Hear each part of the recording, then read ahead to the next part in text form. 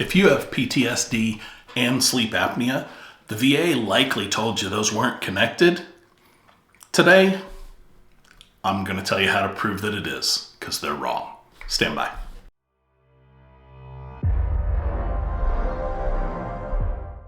Welcome back, everybody. My name's Steve. I'm the host of Veteran to Veteran. I appreciate you joining me for this. This is a kickoff into our secondaries series here, and for the next several weeks, we're going to be talking about some common secondaries that are out there that I think most veterans want to know about or should know about. And so today we're going to address sleep apnea secondary to PTSD.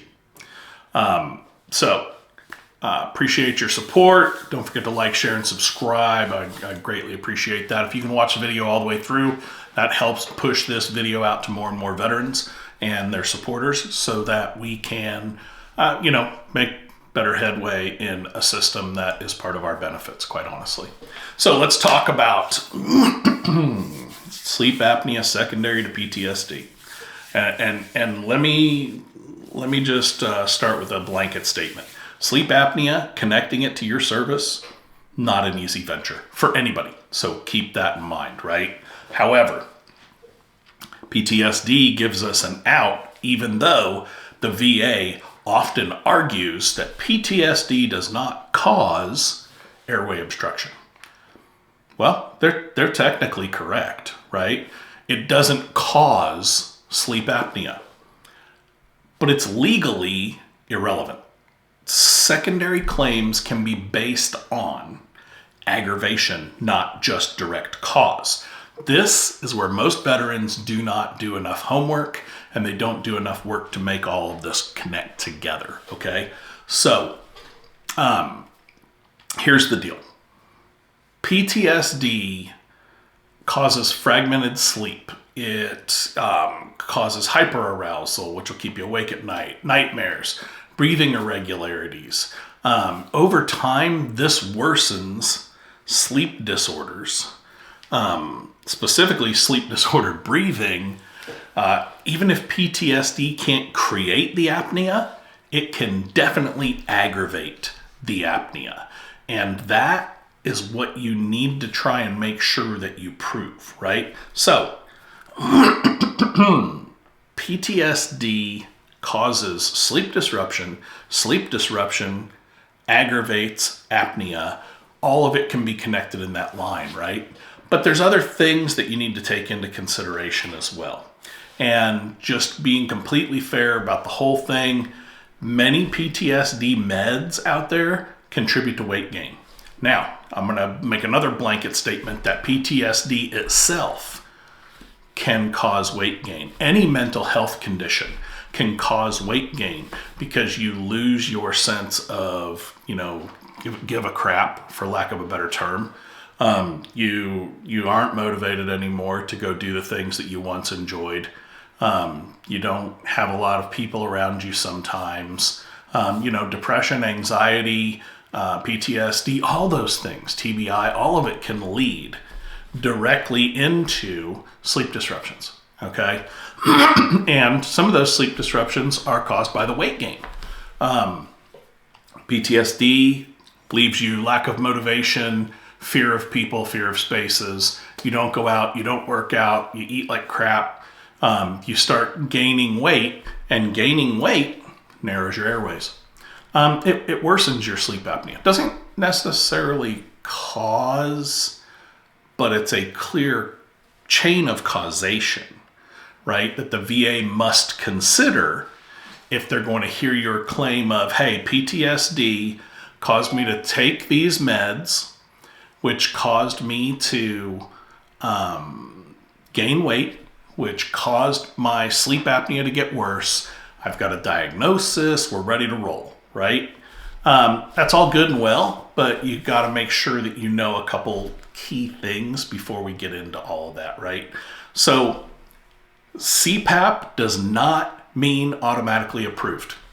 This irritated me more than anything else when I first got started in the claims arena for myself, when I was just getting my own claims done.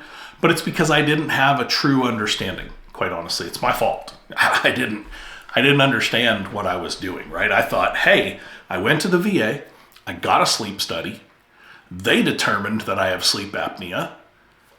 Why aren't they connecting this? Well, two reasons. Number one, just because you have something now does not mean it's service connected. Number two, VA healthcare and VA benefits, two different departments. They're under the same umbrella, they're two different departments, okay? So keep that in mind, right? There are thousands of claims that go in that say, hey, the VA granted me, a diagnosis of sleep apnea. I did the test. It says I have severe sleep apnea. They've given me a CPAP. That is not going to get you disability. That is not going to get your claim approved.